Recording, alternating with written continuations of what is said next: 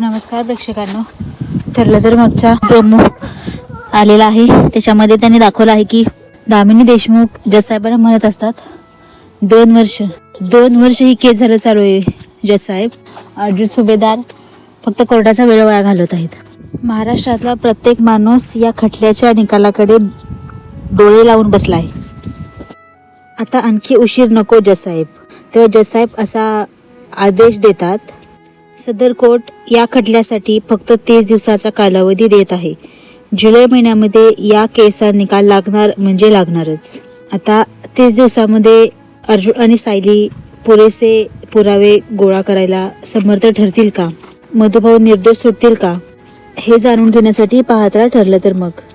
आणि अशाच इंटरेस्टिंग अपडेटसाठी आपल्या चॅनलला सबस्क्राईब नक्की करा. धन्यवाद.